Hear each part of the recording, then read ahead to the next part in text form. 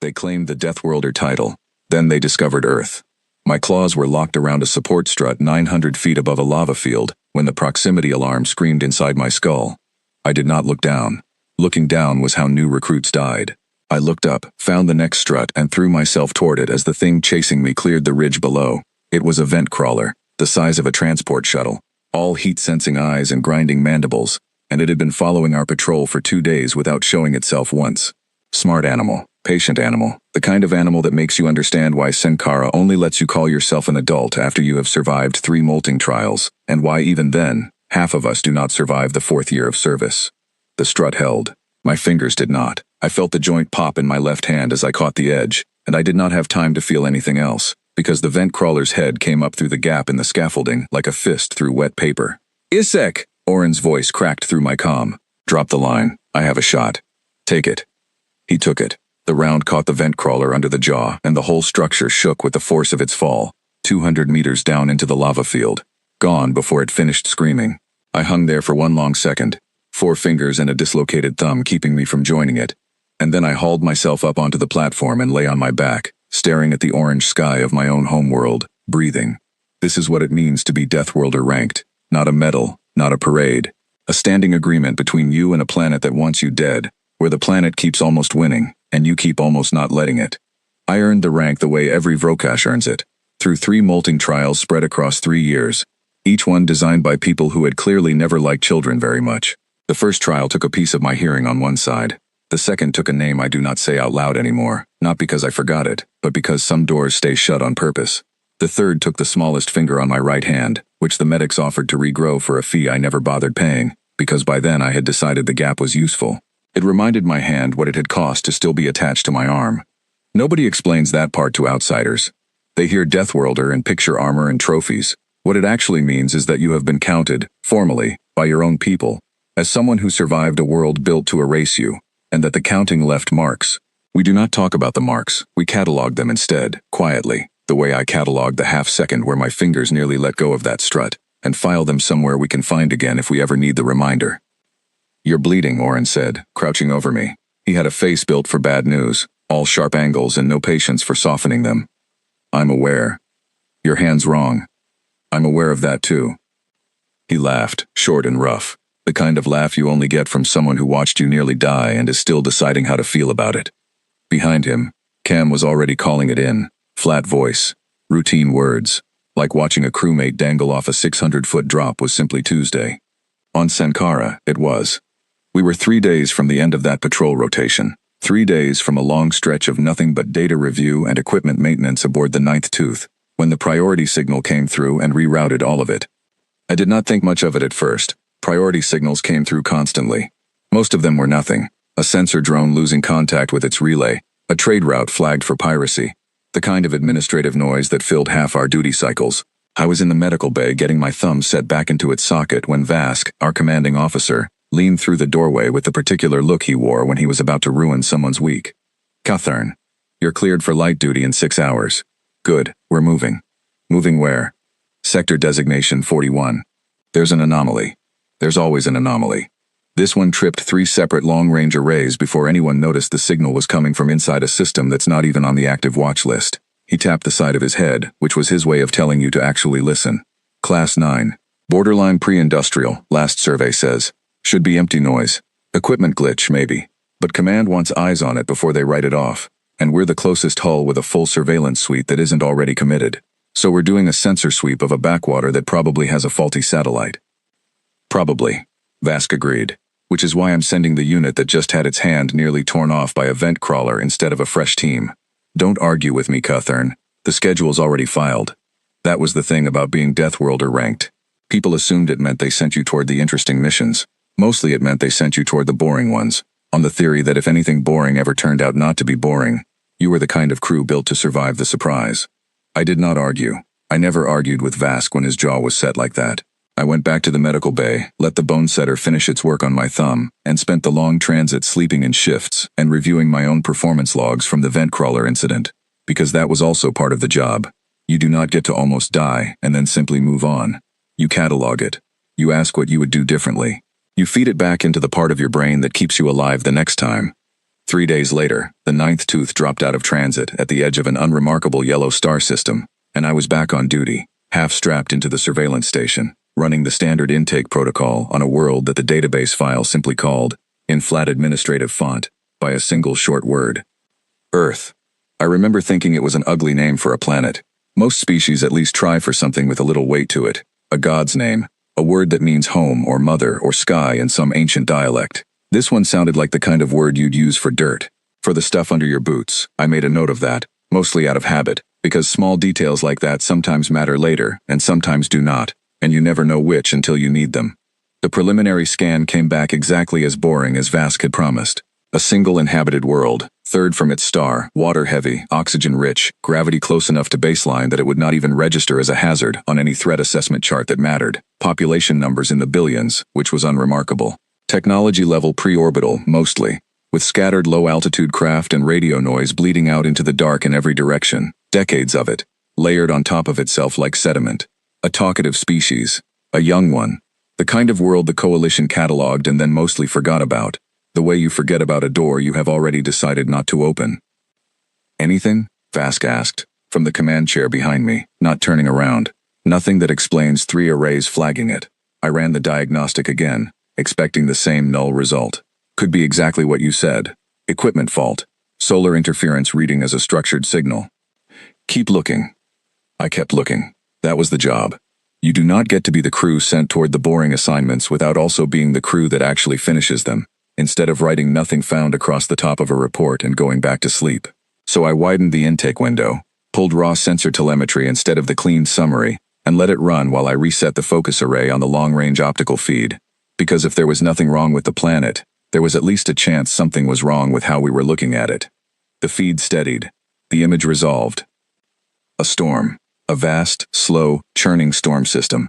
The kind that on most worlds I had surveyed would have already cleared every living thing out of its path for 100 kilometers. The kind of storm that registered on our threat board the same shade of warning orange as the vent crawler that had nearly taken my hand off 3 days earlier. Wind speeds climbing past the point where our own atmospheric shuttles would have grounded themselves. Water rising along a coastline in a way the system's models flagged as catastrophic for any structure built within 2 kilometers of it. And inside it, moving against the wind instead of away from it, a single small shape that the system's automatic tagging routine flagged, hesitated over, and then, because it had no other category that fit, labeled, with what I would later learn was the closest thing a Vrocash targeting computer has to confusion. Unknown. Survivability, 0%. Status, active. I pulled the feed tighter, ran the magnification as high as the optics would allow without losing the lock, and watched the shape resolve into something with 2 legs and 2 arms and no visible equipment that should have let it survive even a tenth of what the storm was doing to the water around it. It was not fleeing. It was not sheltering. It was moving along the edge of a structure that the sensors had already marked as compromised, doing something with its hands that I had no frame of reference for at all. I sat very still for a moment, looking at that single moving shape inside a storm that should have already killed it, and felt the first small crack open in everything I thought I understood about what a boring planet was supposed to look like. Vask, I said, you should see this. He came to look. He did not say anything for a long time, neither did I. Behind us, the system kept running its survivability number, over and over, refusing to update it no matter how long the shape stayed alive, as if even the machine had decided the number could not possibly be right, and was simply waiting for the world to correct itself. Neither did I.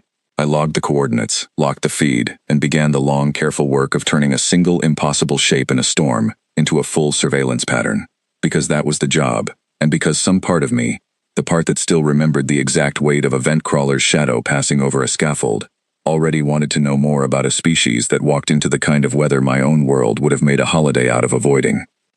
We ran 19 drones over Earth across the next 8 days, each one disguised as drifting debris or migrating weather balloons or simple atmospheric static, low enough to listen, high enough that nothing on the surface ever looked up and saw us for what we were. Passive surveillance is the dullest assignment in the fleet right up until it isn't, and for the first 6 hours I genuinely believed this one was going to stay dull. Children moving in groups through structures the database called schools, adults moving in slower groups through structures it called offices, vehicles in long, patient lines, going nowhere fast, which Oren found endlessly funny.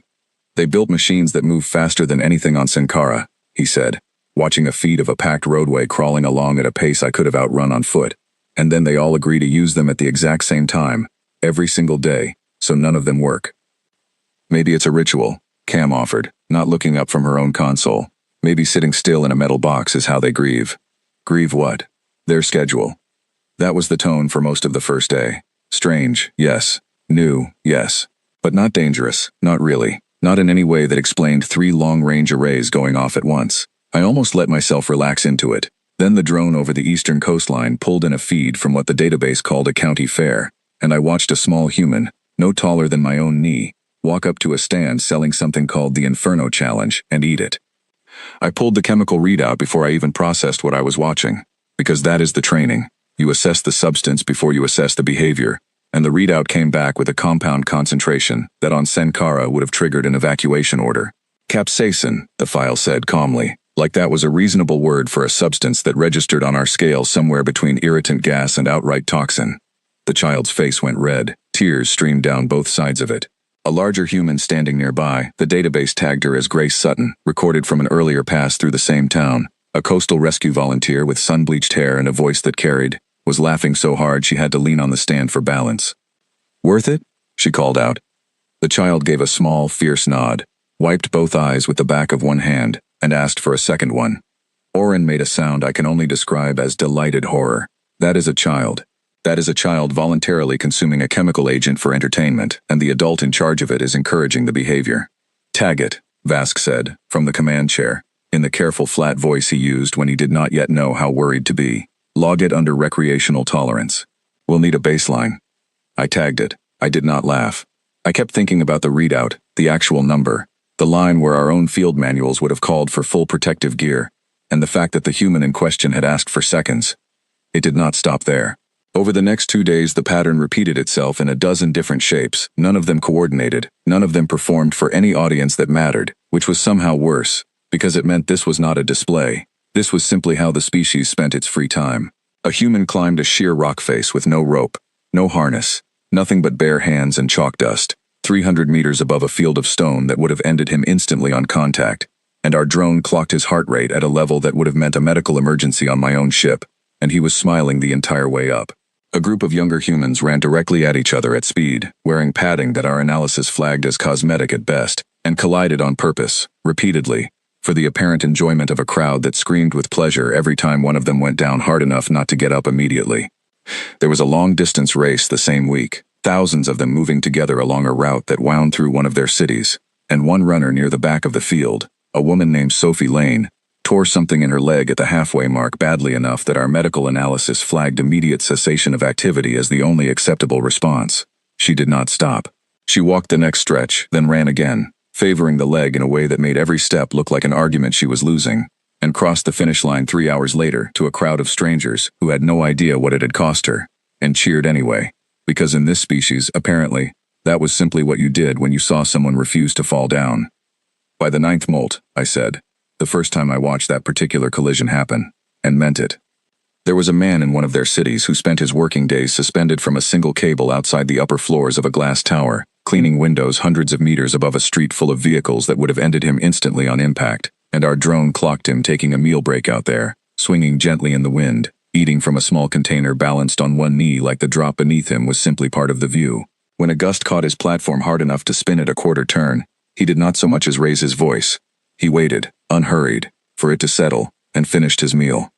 "You say that like it's new information," Cam said. "Wait until you see the one with the bulls." I saw the one with the bulls. I am not going to describe the one with the bulls. I will say only that an entire town turns out for it every year, on purpose, and that nobody made them. There was also a man named Noah Pratt, tagged by our drones 3 separate times in the space of a week, who drove a battered vehicle directly toward weather systems the rest of his species was actively fleeing. The first time, I assumed it was an error in the tracking, 2 signals crossing paths by accident. The second time, I pulled his transmission feed, a low-power radio broadcast he was sending out to anyone listening, narrating wind speeds and cloud formations in a voice so calm it sounded rehearsed, while his own vehicle's sensors, cruder than ours but accurate enough, showed him driving directly underneath a rotating funnel of air that our threat board rated as an immediate lethal hazard. "He's getting paid for this," Oren said, checking the secondary feed, the one tracking financial transactions tied to the broadcast. "People watch him do this, on purpose. They pay to watch." "Define paid," Cam said. "Define purpose," I said, and neither of them had an answer. and the funnel passed close enough to lift his vehicle's rear wheels off the ground for 2 full seconds before setting it back down, and Noah Pratt laughed into his microphone, breathless, delighted, and said something about getting an even better angle on the next one. The thing that finally cracked something open in me, more than the spice, or the cliffs, or the deliberate collisions, or a man who chased the weather for a living, was smaller than all of it, a structure fire, mid-sized, in a residential block on the same coastline our drones had already mapped twice. The automated emergency response arrived within minutes, which was expected, which fit the data we already had on the species' civil infrastructure. What was not in the data, what no file had prepared me for, was the man who arrived before them. He came out of the house 2 doors down at a dead run, in bare feet, wearing what the database would later tag as sleepwear, and went straight through the open front door of a burning structure, while every other visible human on the street was moving the opposite direction. No equipment. No training markers in his file, beyond a coastal rescue rating he held in connection with a volunteer post down by the water. The same role, the same easy authority in his stride, that we had already flagged once before, around the same stretch of coast. The same man the system had tagged Daniel Ashcroft after his first pass through our footage 3 days earlier, hauling a swamped boat back to a dock in weather that should have kept anyone with sense indoors. I watched the thermal signature of the fire climb past the point where our own field manuals listed survival as theoretical, and I watched him go in anyway. He came back out 40 seconds later, half carrying, half dragging an elderly human woman wrapped in what looked like a bedsheet, both of them coughing, both of them alive, and he sat her down on the curb, checked her over with his hands the way you'd check over a piece of equipment you trusted to still be working, and then, and this is the part that stayed with me longest, the part I replayed more times than I am willing to admit, he laughed. Not the laughter of relief, not exactly. Something dry and worn in, the kind of laugh that had clearly been used for worse moments than this one. "Forgot my shoes again," he said to her, loud enough for the drone's audio pickup to catch it clean. "Grace is never going to let me hear the end of this." The old woman, still coughing, still wrapped in a sheet that had nearly caught fire along with the rest of her house, laughed too. Nobody screamed the way prey is supposed to scream. That was the detail I kept returning to, alone in my bunk during the hours I should have been resting. On every world I had ever surveyed, danger produced a recognizable shape of fear, a universal grammar of self-preservation that you could read across 100 different species without needing a translator. Earth had that grammar too, somewhere. I had seen flickers of it, a flinch, a held breath, but it kept getting interrupted by something else entirely. A joke, a second helping, a man running toward fire in his bare feet because the alternative, apparently, had simply not occurred to him as an option worth considering. "You're quiet," Oren said, on the 4th evening, finding me still at the surveillance station long after my shift had technically ended. "I'm thinking. About the bulls. About the man who went into the fire." Oren glanced at the frozen frame still up on my console, the curb, the sheet, the two of them laughing at something that should have ended both their lives an hour earlier. "He got lucky. He didn't check first," I said. "He didn't run a threat assessment. He didn't wait for backup. He heard a sound and he went. So he's reckless. Maybe. I did not believe it, even as I said it. And some part of me already knew I didn't. The same way you know a structure is about to give before it actually does. Or maybe that's just what their baseline looks like, and we've spent 8 days mistaking a normal Tuesday for 100 separate emergencies. That's not a comforting thought. It wasn't meant to be. He sat down beside me, uninvited, the way he always did, and watched the frozen frame for a while without saying anything else.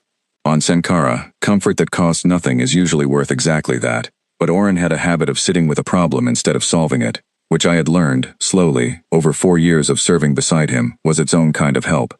"You ever notice," he said eventually, "that every single one of them, the spice, the cliffs, the fire, none of it ever looks like a performance for us. They're not doing it because anyone's watching." I noticed. That's the part that bothers you. That's the part that bothers me. Oren did not have an answer for that. Neither, by the 9th day, did Vask, when the report came due and he stood in front of the command display scrolling through 8 days of footage that should never have come out of a Class 9 backwater survey, his jaw set in the particular way that meant he was already rewriting how the next phase of the mission would go. It went sideways before any of us were ready for it.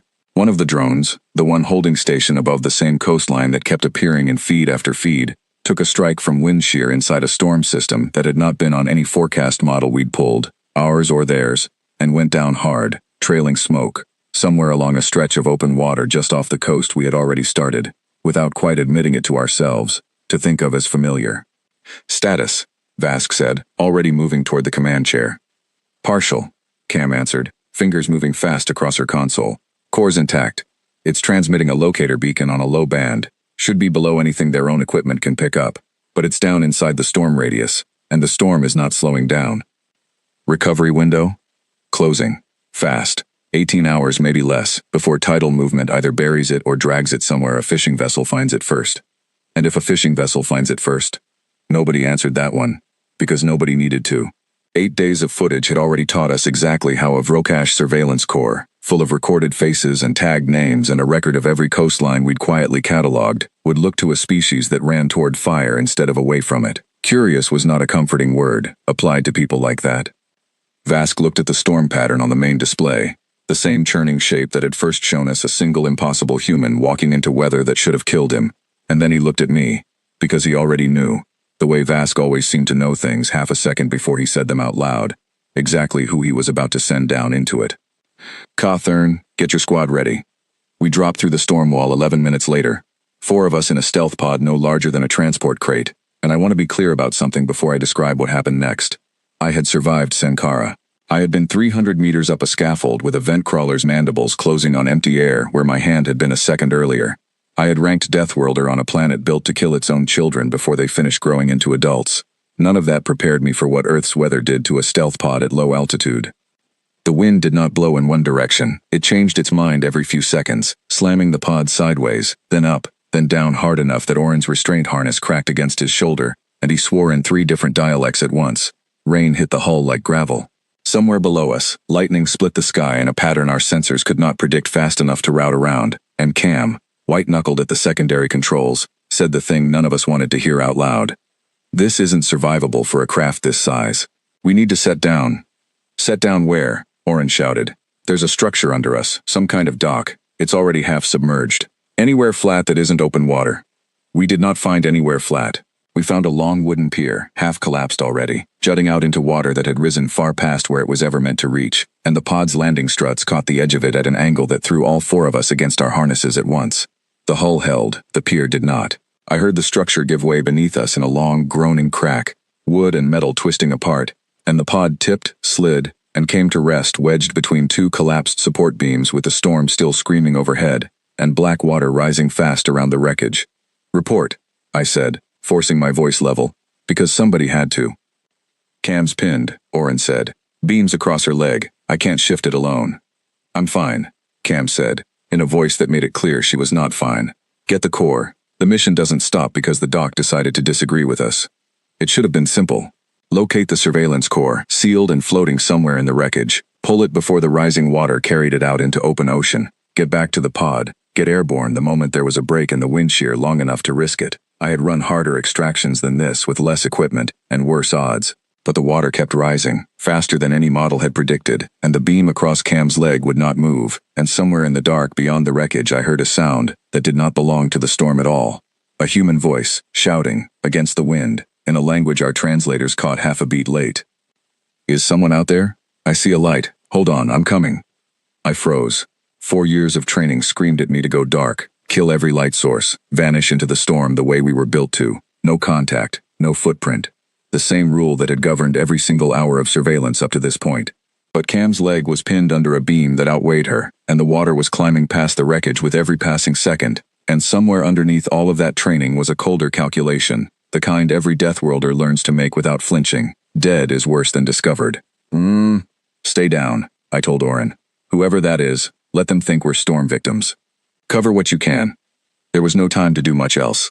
A shape came through the rain and the dark, moving fast and low across the broken pier with a confidence that should not have been possible on wood that was actively coming apart underfoot. A coil of rope over one shoulder. A small handheld light clipped to a vest soaked through and useless against the downpour. He dropped to one knee beside the wreckage without a single second of hesitation, and the light swept across us. Across Cam pinned under the beam. Across Oren's face. Across mine. And I watched something pass through his expression that was not the scream of recognition I had spent 4 years assuming any first contact would produce. It was confusion, then concern, then, almost immediately, a decision. Okay, he said mostly to himself, the way a person talks when they are organizing a problem out loud. Okay, that's a lot to take in, and I am absolutely going to need someone to explain it to me later. But right now you've got someone pinned, and the water's not waiting for either of us to process this. So, later. Explain later. You can understand me, I said, before I could stop myself, because our translators were running, and his voice in my ear sounded like Vrokash, the same way mine apparently sounded like his language in his. I can understand you fine, he said, already moving, already getting his shoulder under the edge of the beam, pinning Cam's leg, testing its weight. I'm Daniel, by the way, Coastal Rescue. This is going to sound strange, but I need you to trust me for about 30 seconds, because I've done this part before. Just not for, He glanced at me again, quick, unbothered in a way that did not match anything in our behavioral models. Not for whoever you are. Okay, on 3, I need you pulling her out, not me lifting alone. The beam's rotten through the middle. It'll give if I push the wrong way and crush her worse. Got it? I did not have time to decide whether to trust him. I had time to act, and acting was the only thing 4 years of Deathworlder training had ever actually prepared me for, so I moved into position beside Cam, hands under her shoulders, and Daniel set his weight against the beam at an angle that made no sense to me, until I watched it work, distributing the load sideways instead of straight up, using the broken pier itself as a lever against its own collapse. 3, he said. 2. No pause for 1. He drove his shoulder into the beam and I pulled, and Cam came free with a sound that made Oren flinch, the beam crashing down a half-second later into the space where her leg had been, and the whole structure shuddered under all of us at once, a long warning groan that meant the rest of it was coming down too, and soon. Move, off the pier, now. We moved. Daniel went last, which I noticed even through the chaos of it, even through the rain and the screaming wind, and Cam's weight half-carried between Oren and me, because the part of my training that never fully switches off was already cataloging the order in which everyone left a collapsing structure, and on Sankara, the last one out is either the strongest, or the one nobody planned on saving. He did not look like either of those things. He looked like a man doing a job he had done 100 times before, just not for anyone shaped quite like us. The pier finished collapsing 11 seconds after the last of us cleared it, the whole structure folding into the black water with a sound like something enormous exhaling, and for a moment none of us said anything at all. 4 Vrokash and 1 soaked, breathless human standing on a strip of half-flooded shoreline, while the storm kept hammering down around all of us like it had not noticed the rescue had already happened. Daniel looked at Cam's leg, already swelling under the wet fabric of her suit, then at me, then at the wreckage of our pod still wedged against the broken support beams a few meters out, half submerged now and sinking fast. That yours? He asked. Yes. It going to explode or anything? Asking for practical reasons? No. Good. Then let's get her somewhere dry before we worry about the rest of it. He shifted his grip on Cam without waiting for permission, settling her weight more securely against his side, and started moving up the shoreline toward a low structure half hidden behind the tree line, lights burning warm and steady in 2 of its windows despite everything the storm was throwing at it. You can tell me what you are later. Right now I just need to know if she's allergic to anything. Because my first aid kit's good, but it's not exactly built for extraterrestrials. I did not have an answer for that. I did not, in that moment, have an answer for very much at all. I followed him up the shoreline through rain that should have driven any sensible creature underground, watching a single unarmed human carry one of my own crew like the weight of her meant nothing, like the impossibility of all 4 of us meant nothing, already deciding, before any of us had said a single word to explain ourselves, that the only thing that mattered right now was getting us somewhere dry. I had a word for that, once. I did not use it. I filed it away instead, the way I filed everything that cost too much to look at directly, and kept walking. The structure turned out to be a rescue station, low-roofed and salt-worn, lined with the kind of equipment that told you exactly what its owner did with most of his nights: coiled rope, flotation gear, a radio unit crackling with weather updates in a clipped, business-like voice. Daniel set Cam down on a long bench and went to work on her leg with the same unhurried competence he had shown on the pier, cutting away the ruined fabric, checking the joint with careful hands, talking the entire time in a low, steady stream that I understood, slowly, was not nervousness. It was a method. He was narrating the danger out loud so it had somewhere to go that wasn't silence. Nothing's broken, I don't think, but it's swelling fast, so we're not putting weight on it tonight. He glanced up at me, then at Oren, who stood near the door with one hand resting on a sidearm he had not drawn, and clearly did not know whether he was allowed to. You can put that away. I'm not going to do anything with this leg except wrap it. Promise. Oren looked at me. I gave the smallest shake of my head, and he let his hand drop, slow and visible, the way you signal stand down to someone who has earned the right to see you do it. Cawthorne. Vask's voice cut through my comm, tight with a tension I rarely heard from him. Report, now. Squad's alive. Cam's injured, non-critical. We made contact. A pause that stretched a half-second too long. Define contact. A human pulled her out from under a collapsed structure before the water took her. We're sheltering in a coastal building, off the open shore. He hasn't raised any alarm. He's treating her injury right now. Cathern, you understand what command does with first contact protocol violations on a Class 9 world. There are procedures. There are people whose entire job is making sure incidents like this get cleaned up before they become incidents at all. I understand the procedure, sir. I kept my voice level, the way I had on the pier, because somebody had to. I'm telling you what's true instead. He had 30 seconds to decide what we were, and what to do about it, and he chose to save her life before he asked us a single question. I think that matters more than the procedure does right now. Another pause, longer this time. The core? I had not forgotten it. I had simply run out of room, for those few minutes, to think about anything beyond the beam and the water and Cam's leg, still in the wreckage. Submerged, drifting with the tide. I'll recover it before extraction. You have 4 hours before the storm window closes and the pickup ship has to abandon the approach. Do not let that core end up in a fishing net, Cathern. Whatever else happens tonight, that does not happen. He was right to worry. 8 days of footage stored in a surveillance core, faces and names and coastlines, sitting in open water off a coast that, I had already learned by then, belonged to people who ran toward the things that should have scared them away. I told Vask I understood, closed the channel, and turned to find Daniel already watching me, the wrapping on Cam's leg nearly finished, his expression unreadable in the low light of the station. You need to go back out there, he said. It was not a question. There's equipment in the wreckage. It needs to be recovered before the tide carries it out, or before someone finds it who isn't supposed to. To find someone who isn't supposed to. Anyone. He considered that for a moment, then reached for a second coil of rope hanging by the door, testing the knot at one end with 2 quick pulls. Then I'm coming with you. That water's still rising, and that shoreline's got a current that's pulled stronger swimmers than either of us under before. You don't know it.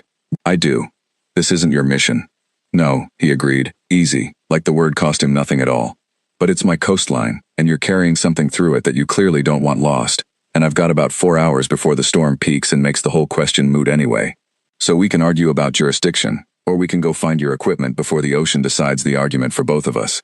Oren, behind me, made a small sound that might have been a laugh under different circumstances. I did not have a counter-argument ready, and the storm was not going to wait for me to construct one, so I went, and Daniel came with me, back out into wind that had not softened at all, down a shoreline lit only by his small handheld light and the distant flicker of lightning over open water. We found the core 40 minutes later, wedged between 2 submerged pilings near where the pier had finally given way completely. Its housing scratched but intact, the locator beacon still pulsing faint and steady under the surface. Getting to it meant wading into water that came up past my chest, current dragging sideways hard enough that I had to brace against a half-buried beam just to hold position. And it was Daniel, rope looped twice around his waist and anchored to a piling on shore, who went the final distance and pulled it free, holding it over his head one-handed against a current that was actively trying to take him with it. Got it, he called back, voice nearly lost under the wind. Heavier than it looks. Don't drop it. Wasn't planning on it. He started back toward shore, slow, deliberate steps against a current that kept trying to argue with each one, and I watched him do it with the same flat, unhurried competence he had used on the pier, on Cam's leg, on every single moment since the light had first swept across our wreckage and found something his species had no name for.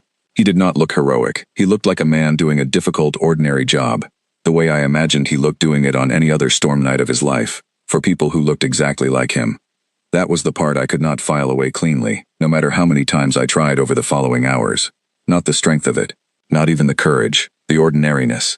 On Sankara, what he had just done, twice, in one night, without hesitation, without payment, for strangers he could not have begun to understand, would have earned a name carved into the molting wall, spoken aloud at ceremonies for years afterward, the kind of act a whole settlement built stories around. Here, it seemed to be simply Tuesday. I did not say any of that to him. I did not say much of anything. Walking back up the shoreline with the recovered core cold and dripping in my arms, the storm finally beginning, just barely, to loosen its grip on the night. Not safe. The drone came in low and silent 40 minutes later, while Daniel was still wringing stormwater out of his shirt by the station door, and I felt it before I saw it, a faint pressure shift in the air that every Deathworlder learns to recognize the way prey learns the shadow of something circling overhead. Coalition containment units do not announce themselves. They are built for one purpose: scrubbing first contact incidents clean before they can spread, and they do not carry the kind of judgment that tells the difference between a willing rescuer and a witness who needs to be removed. I had seen one operate exactly once before, years earlier, on a training exercise meant to demonstrate exactly how fast and how quiet a cleanup protocol could move once it was triggered. It had taken less than 4 seconds, that day, to neutralize a simulated target standing in the open with no warning at all. I did the math without meaning to, the same automatic calculation that had once told me precisely how long I had before a vent crawler closed the last 10 meters between us, and the number it gave me for Daniel, standing exposed and soaked in the open doorway with no idea what was approaching, was somewhere closer to 2. Down. I had him by the shoulder and moving before the thought finished forming, shoving him sideways through the station door as the drone's targeting array lit up the wet ground where he had been standing a half-second earlier. Containment unit, it's not ours. It's reading him as an exposure risk. A what? There was no time to explain it properly. The drone fired a suppression charge meant to disable, not kill, the kind of round that drops a target without leaving a mark, and I put myself between it and Daniel because 4 years of training had taught my body to make that decision faster than my mind could argue with it. The charge caught me across the shoulder instead, a white, total kind of pain that dropped me to one knee, every nerve in my left arm going dark and useless all at once. Isek. Oren's voice, somewhere behind me, and then the sharp crack of his own sidearm, twice, and the drone spun off course, smoking, and clipped the edge of the station roof before it went down hard in the wet sand outside. For a moment, nobody moved. Rain hammered the roof above us, steady now instead of screaming. The worst of the storm finally passed. My arm hung wrong at my side, the same way my hand had hung wrong off that scaffold 3 days and one entire understanding of the universe ago, and Daniel was crouched beside me, before I had finished processing that the threat was actually gone. Cam, still pinned upright by her own wrapped leg, watched the whole exchange from the bench with an expression I had rarely seen on her in 4 years of serving together. You stepped in front of a containment round, she said. For him. It was protocol. It was not protocol, Catherine. Protocol is letting the unit do its job and filing the paperwork after. She did not say anything else about it, but she kept watching me a moment longer than she needed to, and I understood, without either of us saying so, that this was the kind of detail Cam cataloged the same way I did, quietly, to be examined again later when there was time to actually look at it. That thing was aiming at me, he said. It was not quite a question. Yes. Because I saw you. Yes. He absorbed that the way he seemed to absorb everything, quickly, without the kind of spiraling panic our behavioral models had spent 8 days insisting was the species' default response to danger. And you stepped in front of it. I did not have a good answer for that one. I am not certain I have one now. It's protocol, I said. Which was true. And also not the reason. And some small, exhausted part of me suspected he already knew that. Sure it is.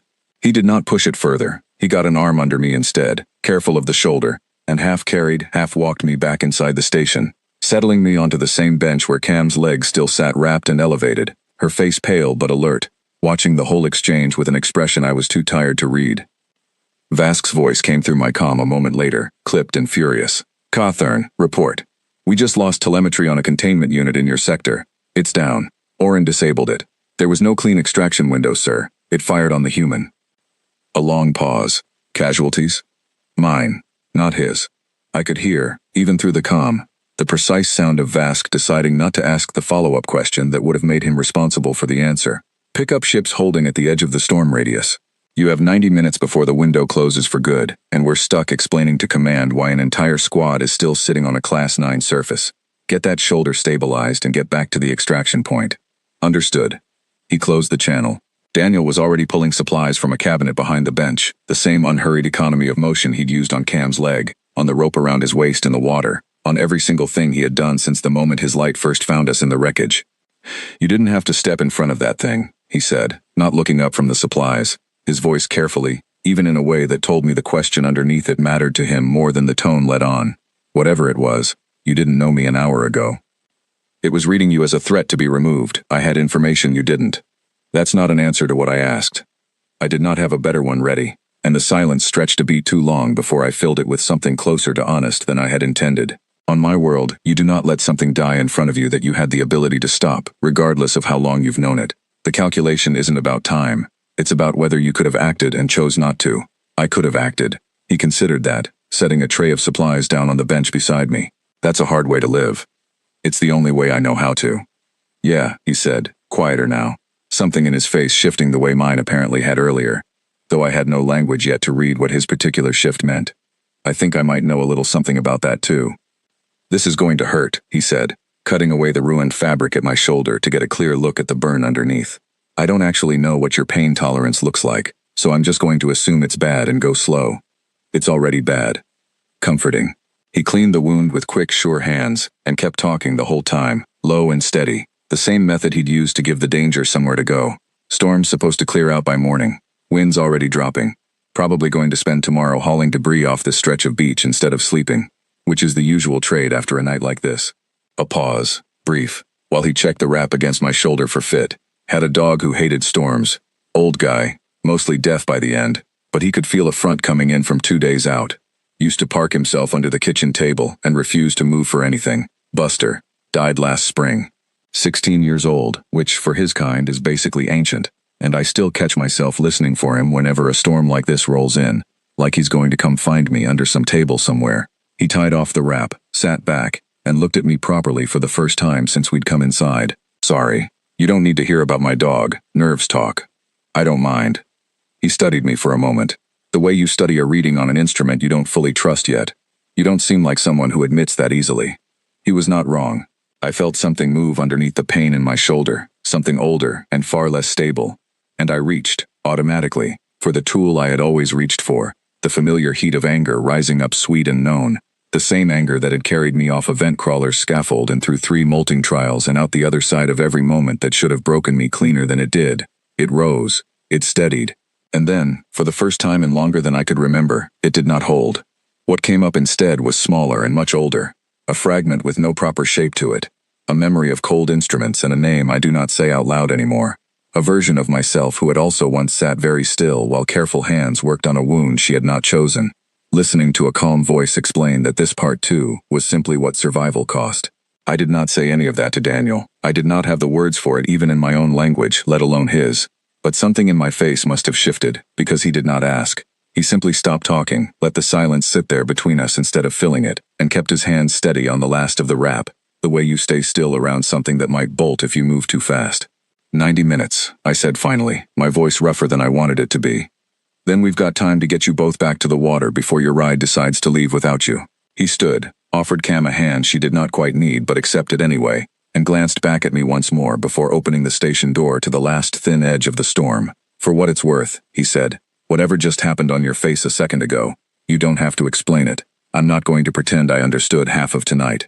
But I know what it looks like when somebody's carrying something they didn't get to put down properly. Doesn't take a translator for that. I did not answer him. I was not certain, in that moment, that I trusted my own voice to do it without giving away more than I had already given. I gathered Cam's other side instead, and Oren took point at the door, and the 4 of us moved out into the thinning rain toward the extraction point, the recovered core cold against my ribs where I'd strapped it under my good arm, the rupture he had noticed and not pressed left exactly where it was. We were 300 meters out when headlights swept across the tree line ahead of us, slow and searching, and Daniel went rigid beside me, one hand coming up flat in a gesture I understood instantly, without needing a translator at all. Stop, stay still. Grace, he said low, checking on the station, probably, after a storm like that. She does this every time. He looked at the 4 of us, soaked and strange and entirely unexplainable by any account he could possibly give her, and made a decision so fast I almost missed him making it at all. Get behind the dune line, I'll head her off. Daniel, you've got maybe 90 seconds before that ship of yours leaves without you. I don't have a plan beyond stalling, but I'm good at stalling. Go.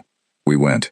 I pulled Cam down behind the rise of sand with Oren covering the other side, and through the gap in the grass I watched Daniel walk out toward the approaching headlights with his hands loose at his sides and his voice already pitched into something easy and unbothered, the same tone he'd used narrating the danger to himself on the pier, except now it was aimed outward, a performance built to make an entire conversation look smaller than it was.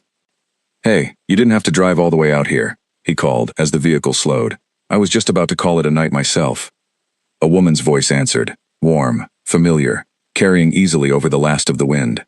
Saw the station lights still on past midnight, and figured you'd either fallen asleep on the radio again, or you'd found something interesting to do with your evening. Which is it? Storm damage, he said, without missing a beat. Pier's gone, half the equipment shed flooded. I'll have a full report for you tomorrow once I've actually slept. You should head home, Grace. This can wait till morning. There was a pause just long enough that I felt Oren tense beside me, and then a short, easy laugh.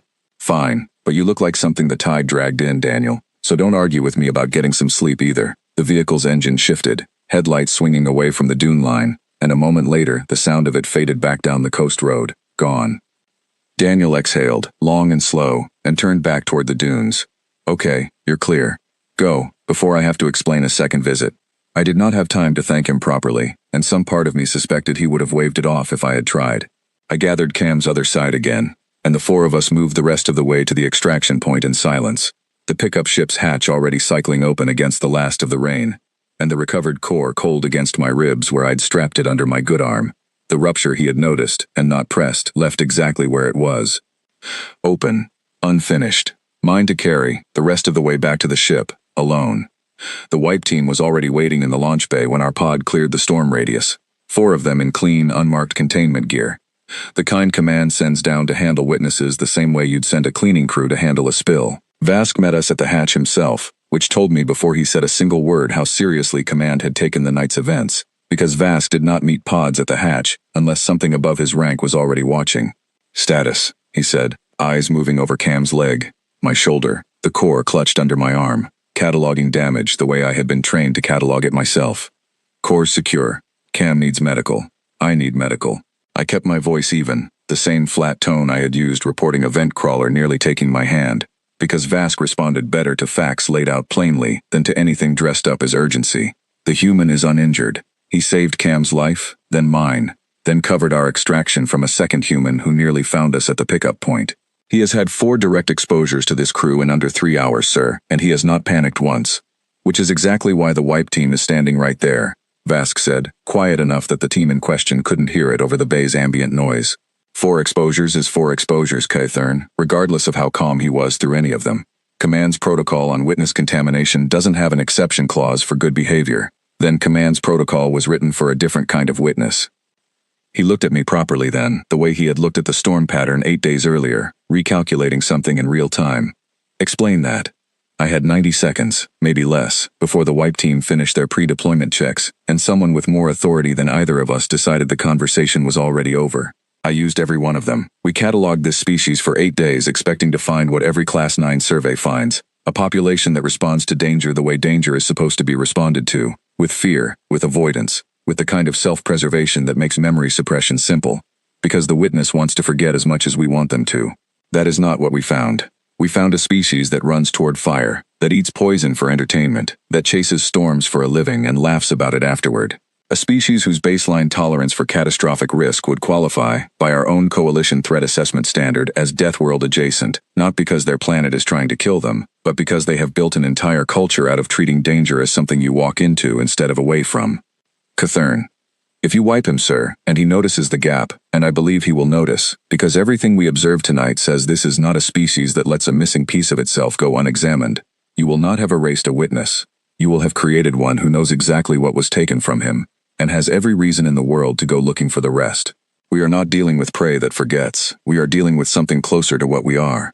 The bay went quiet around us in the particular way that meant several people who were technically not part of the conversation had stopped pretending not to listen to it. Vask held my gaze for a long moment, and I watched him do the thing I had seen him do exactly twice before, in 4 years of service, weighing a regulation against the actual evidence sitting in front of him, and finding the regulation wanting. You're recommending we reclassify the species before we've even completed the survey, he said. I'm recommending we treat tonight's data as exactly what it is. A species this resistant to the fear response that contact protocol was built around does not behave the way the protocol assumes. Standard witness suppression was designed for populations that startle, that flee, that forget, because forgetting is easier than carrying the memory. This one carries everything. He carried 2 of my crew tonight without being asked, and he is going to carry this whether we wipe it or not. The only question is whether we leave him carrying a truth or a hole he'll spend the rest of his life trying to fill back in. That's not a tactical argument, Kythern. His voice had gone quieter, which from Vask meant he was no longer entirely disagreeing with me. That's a moral one. Be honest with yourself about which one you're actually making. He was right, and I let the silence sit there long enough that he knew I knew it. Because Vask had also earned his Deathworlder rank the hard way, and there is a particular kind of respect owed between people who have both bled for the same title, even when one of them is about to overrule the other's mission protocol. Both, I said finally. I'm making both arguments, sir, because I believe both of them are true, and because I watched that man put himself between my crew and a collapsing structure before he had a single reason to believe we were worth saving. I don't think Command's protocol was built to handle a species like that. I think it needs updating before it does any more damage than it's already capable of doing. Vask was quiet for a long moment, watching the wipe team finish their checks across the bay. 4 containment specialists with no context for any of what had just been argued in front of them. Then he turned, walked the short distance to their lead, and said something too low for me to hear, and I watched the team's posture shift, slow and visible, from active deployment to stand down, equipment lowering, the particular loose-shouldered relief of a job that has just been called off before it started. You've got until the formal survey report is filed to make your case to people with a great deal more authority than I have, Vask said, coming back to where I stood. I'm holding the wipe order, not canceling it. That's the best I can give you tonight, Catherine, and you should understand exactly how much I'm spending on your behalf by giving you even that much. I understand. Do you? It was not really a question. He studied me for a moment, the same way Cam had studied me in the rescue station, the way you study a piece of equipment whose readings have started behaving strangely. You put yourself in front of a containment round for a Class 9 native tonight, Isaac. I read the telemetry. That's not protocol. That's not tactical reasoning either, whatever you just told me in front of half the launch bay. He let that sit for a moment, not unkindly. Go get your shoulder looked at, write your report. We'll talk about the rest of it when there isn't an active deployment hanging over both our heads. I went. The medical bay worked on my shoulder in efficient, impersonal silence, nothing like the slow, narrating care Daniel had used on the same arm hours earlier, and somewhere in the gap between the two kinds of treatment I understood, fully and for the first time, exactly how much that difference had cost me to notice at all. Oren found me there an hour later, leaning in the doorway with his usual lack of invitation, watching the bone setter finish its work on my shoulder, the same patient way the medical bay had finished my thumb a lifetime ago, 3 days and 1 entire planet earlier. You argued a wipe team into standing down, he said. I argued Vask into delaying a wipe order. There's a difference. Vask doesn't delay things for people he isn't already half convinced about. He folded his arms, studying the readout above my bed without much interest in the numbers themselves. You going to tell me what actually happened down there, or am I going to keep hearing it secondhand from Cam for the next month? I told you what happened. Storm, extraction, contact. You told me the report version. He waited. The particular patient silence he used when he already suspected the answer mattered more than I was willing to admit out loud, and when I did not fill it, he let it go. The same way he had let the frozen frame of the burning house go on the 4th night of surveillance, sitting with the problem instead of solving it. For what it's worth, he said eventually. Cam thinks you did the right thing. I think you did the right thing. Neither of us is going to pretend we understand why it mattered to you this much. But we're not arguing with the outcome. That's not nothing. No, he agreed. It isn't. He pushed off the doorway, already turning to go, then paused. By the 9th molt, Isaac. You stepped in front of a containment round for a stranger you'd known less than an hour. I've served beside you 4 years, and I've never once seen you do that for one of us. I did not have an answer for that either. He did not seem to expect one. He left me there with the bone setter still working and the readout climbing slowly back toward green, and I spent a long time after that simply staring at the ceiling of the medical bay, turning his observation over the way I turned everything over that I did not yet know how to file. I spent the better part of 2 days writing the report. Command wanted threat assessments, population data, technological benchmarks, the standard architecture of a Class 9 survey file, and I gave them all of it, every number precise, every observation properly cited against 8 days of footage.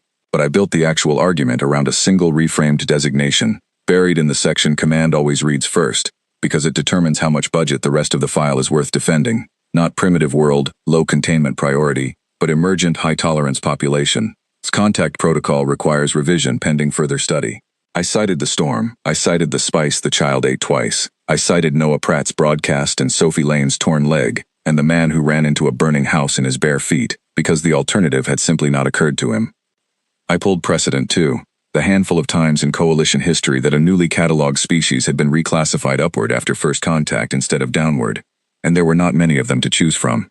Most survey files run the other direction, a species looking more fragile the longer you study it, more easily startled, more easily managed. I found exactly 3 cases in the archive where the opposite had happened. 3 species whose initial threat rating had to be revised after contact revealed a tolerance for risk the original survey had badly underestimated, and in every one of those cases, the revision had come too late to prevent a containment incident that cost lives on both sides. I attached all 3 case files to my recommendation, not because I expected them to change anyone's mind on their own, but because I wanted the record to show, clearly and permanently, that I had not pulled this argument out of nowhere. I wanted it to show that I had done the work. I did not cite Daniel by name more than the file legally required. I gave Command exactly the data they needed to understand what they were dealing with. and nothing more than that about the specific man who had taught me what the data actually meant. The report went up the chain 3 weeks later, past VASC, past the survey division, into the kind of review committee that takes longer to read a single recommendation than most species take to live an entire life. I do not know yet whether it will change anything beyond delaying one wipe order on one stretch of one ordinary coastline. Command moves slowly, and protocols built over centuries do not bend easily for the testimony of a single Deathworlder squad that got lucky during one bad storm. But the wipe order is still on hold. Daniel is still, as far as our last passive sweep confirmed, exactly who he was the night I met him, narrating his own fear out loud to a stranger who had no business surviving the conversation, let alone the storm around it. I keep the file open on my private terminal some nights, the way you keep a wound open instead of letting it close wrong. Not the official version, the clean one Command will eventually approve or reject. The other one, the frame of him on the curb outside a burning house, sitting beside a woman wrapped in a sheet, laughing about forgotten shoes like the building behind them had not nearly taken them both. The recording of his voice, low and steady, explaining a dog named Buster who used to hide under a kitchen table whenever a storm rolled in, who has been gone since spring, who Daniel still listens for anyway, out of habit, out of something that was never going to make tactical sense and that I no longer believe needed to. Our last passive sweep of his coastline came back 2 days ago. The pier is already being rebuilt, slower than I expected, faster than it has any right to be. He was out there with a small crew of other coastal volunteers, Grace Sutton among them, hauling fresh timber across the same stretch of shoreline that had nearly killed all 5 of us in a single night. And at one point, for no reason the drone's sensors could account for, he stopped what he was doing, looked out at the water for a long moment, and said something too quiet for the pickup to catch clean. I have run that fragment of audio 11 times since. I still cannot tell whether he was talking to the storm, or to the dog, or to something else entirely that I have no business guessing at from this far away. Tonight, off duty, alone in my bunk, I held my right hand up to the light the way I do sometimes, turning it slowly, watching the gap where the smallest finger should be, catch the light, and lose it again. 3 molting trials, 3 years, a name I still do not say out loud. I used to think that gap was the whole of what survival cost, the entire ledger, paid in full and closed. I do not think that anymore. I think survival costs something every single time you let yourself notice it happening, in someone else, in a stranger who runs toward fire because the alternative never occurred to him, in the particular quiet of a man choosing to keep a missing dog's habits alive in his own, instead of letting them go. I think the gap in my hand was only ever the first installment.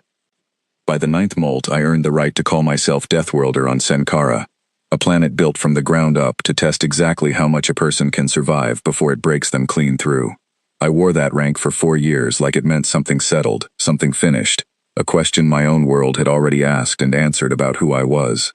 Then I found a species that has never once needed a trial to prove the same thing, that simply gets up every ordinary morning and walks back out into a world that could kill it 12 different ways before lunch, and calls that Tuesday.